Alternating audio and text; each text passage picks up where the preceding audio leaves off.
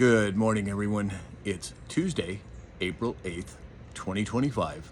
My name is Sam Shalhoub, and it's time for your daily dispatch.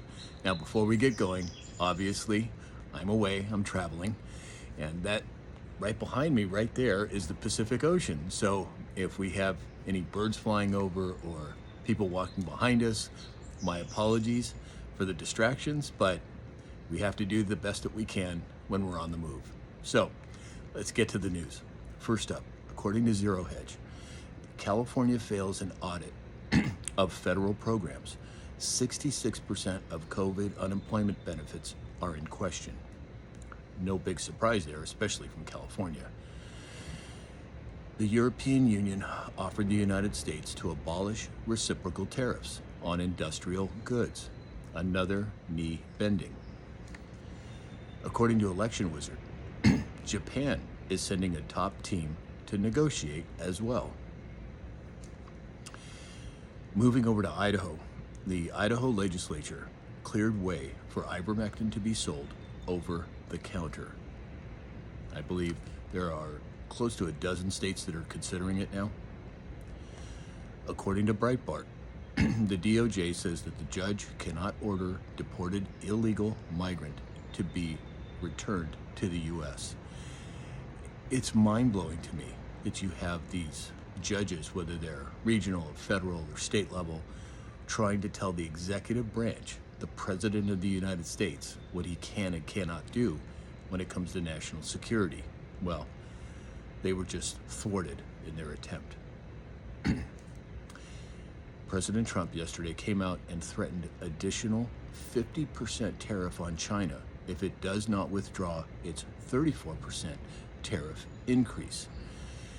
Now, there's a lot of moving parts behind this. There's a lot going on behind the scenes. But again, President Trump acting from a position of strength, I'm confident it will come out with a good outcome for us, that is. Not so much for the Chinese. According to Watcher Guru, BlackRock CEO Larry Fink says he won't rule out another 20% market dip. Now, I don't think we're anywhere near the end of the bumpy road. I could be wrong. That's just my opinion. But I expect it to get considerably more bumpy as over the next few days and weeks. President Trump would veto a bill introduced by Senators Maria Cantwell, Democrat from Washington, and Chuck Grassley, a Republican from Iowa, that would limit the president's authority to unilaterally impose tariffs, according to a White House statement. This was yesterday. Surprising coming from Grassley, unless there's another reason for it. President Trump is expected to have a military parade in the streets of Washington, something he has wanted since his first term in office. Yesterday, U.S. Navy Vice Admiral Shoshana Chatfield, who holds a senior position in NATO, has been fired as part of what appears to be an expanding national security purge of top officials by the Trump administration.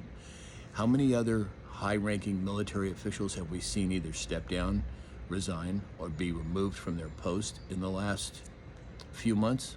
Well, in the last few years, quite a few.